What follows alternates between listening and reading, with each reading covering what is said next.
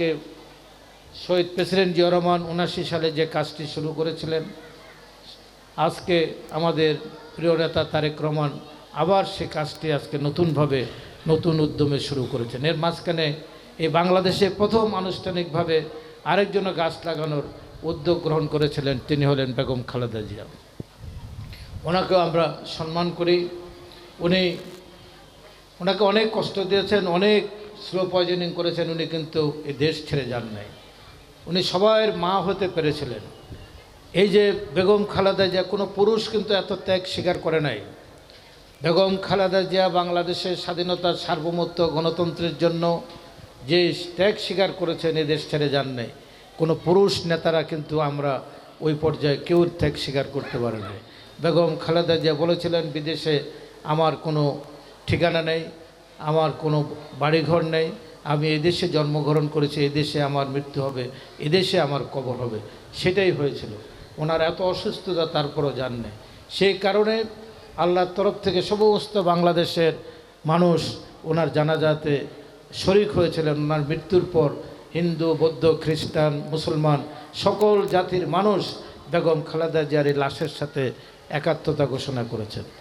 যেখান থেকে জিয়াউর রহমানের কবরকে উচ্ছেদ করার কথা শেখ হাসিনা বারবার বলতেন, বেগম জিয়াকে কেন মরে না, এই বুড়ি এই ডাইনি কেন মরে না, অশিক্ষিত, অনেক কথাবার্তা বলেছেন।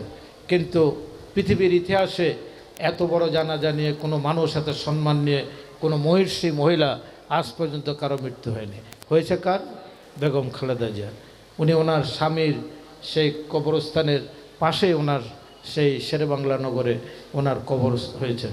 এর চেয়ে ভাগ্যবান মহিলা আমার মনে হয় না পৃথিবীতে আর কেউ এসেছেন। এই জন্যই মারা যদি ত্যাগ স্বীকার করেন, তাহলে তার ফল আল্লাহর তরফ থেকে, সৃষ্টিকর্তার তরফ থেকে পাওয়া যায়।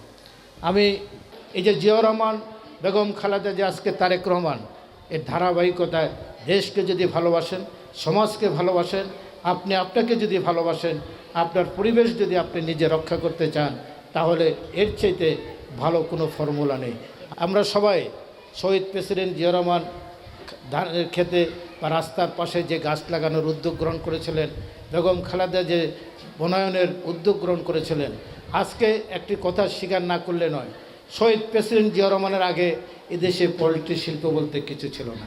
আজকে যে আমরা ডিম খাই সবাই, আগে গ্রামে আসলে কটা পরিবারে যে মুরগি ডিম দিত, হাঁস দিত, মাসে একটা দুইটা ডিমও অনেকের ভাগ্যে জুটতো না। আজকে আমরা প্রতিদিন সবাই ডিম খেতে পারি, এটার একমাত্র কে? শহীদ প্রেসিডেন্ট জিয়াউর রহমান।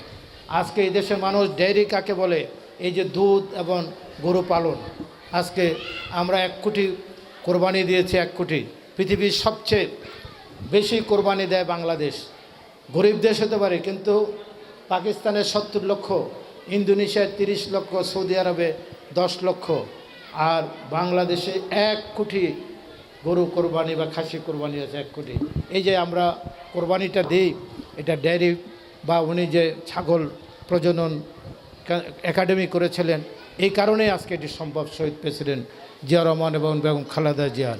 তাই আজকে বাংলাদেশের অর্থনীতির 2টি ভাগ যেটার থেকে অর্থ আসে, একটা হলো গার্মেন্টস আরামজে শিল্প, আর একটি হলো রেমিটেন্স।